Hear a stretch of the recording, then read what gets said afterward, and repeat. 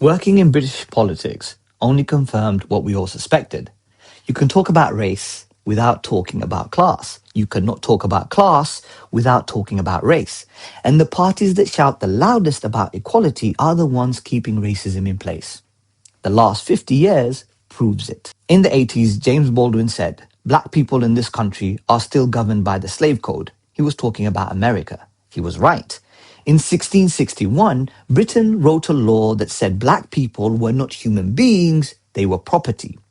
In 1824, Britain criminalized being poor and exported that law to every country it controlled. Think about what that still means today. In Kenya, for example, you can go to prison for 3 years for stealing food. It happened to two school workers who were jailed for taking bread and flour worth £20 to feed their families. In Britain, for example, when a senior politician was found to be a security risk, the government appointed him anyway. They called it worth the risk.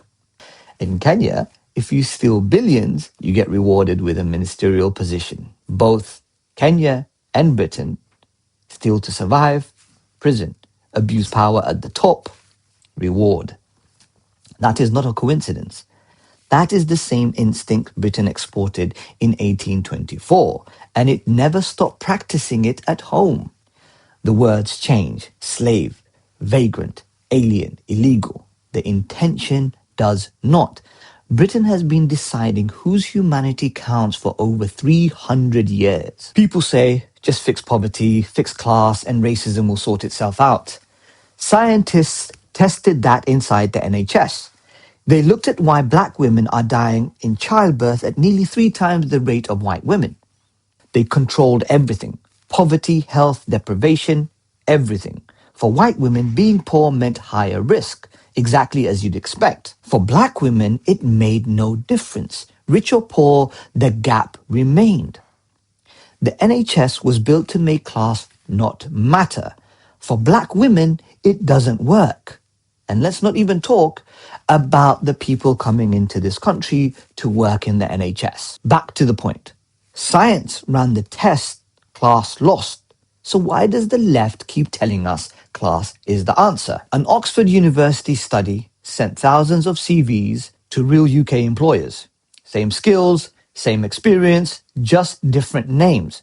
Ethnic minority applicants had to send 60% more applications to get the same callbacks. Unchanged in 50 years. Through every Labour government, every Conservative government, every promise of a fairer Britain, and here is the part that gets me. Ethnic minority young people now get better A-level results than white British pupils. They work harder, they do more, they still get paid less. The system made a promise and then broke it. Now let's talk about who's been running the system. It's not just the reform types, not just the Tories, but the parties that say they're on your side. Labour's Prime Minister warned Britain was becoming an island of strangers. Nigel Farage loved it. It lost Labour voters and it gained none of Farage's. Labour's Justice Secretary, a Muslim woman, blocked a reform designed to stop black people being sentenced more harshly than white people for the same crime. The reform was based on evidence. She blocked it anyway. The government had previously commissioned a review into racism after the whole world was watching. They put a black man in charge of it.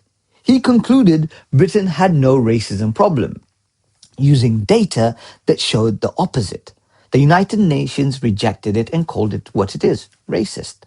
Britain moved on. Now you might think at least it isn't reform. Reform, 2 weeks ago, said that they would ban visas from any country asking Britain to pay for reparations for slavery. Ghana, Jamaica, Nigeria, Barbados, just to name a few.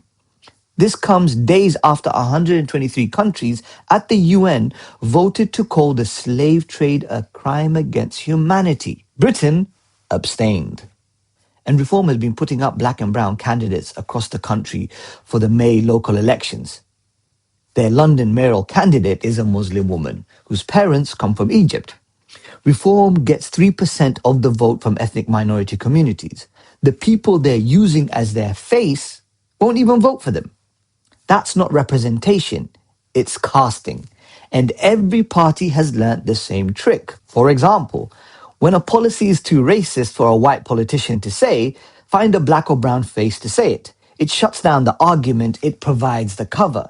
The parties that shout the loudest about equality are the ones keeping racism in place. Because looking progressive is the cover. And here is why it keeps working. 100 years ago, W.E.B. Du Bois explained something important. Poor white people were given one thing to keep them loyal to a system that exploited them: status. The feeling that whatever else was true, at least they weren't at the bottom. Britain's version is called migration. Every time things get hard, wages fall, rents rise, NHS breaks, immigration becomes the explanation. Not the billionaires, not the corporations avoiding taxes, immigration. Because if white, black, brown people, working class or other, got together and looked at each other and ever said, we have the same enemy, that would be dangerous for the people right at the peak. Keeping us apart is the strategy. The fracture between us is not a side effect. You can tackle racism without fixing class first. Anonymous job applications cost nothing. Training doctors to take black women's pain serious costs nothing. These things work. They don't need to wait. But you cannot build the movement this country needs while racism is splitting it apart. Fix that first. Not because race matters more than class, because until you fix it, nothing else works. And the people telling you to ignore it are the ones who benefit from keeping it broken. So I want to leave you with one question. If your party has spent years talking about racial inequality and nothing has changed, at what point does the talking become the problem? Hamza Iqbal, here's the deal.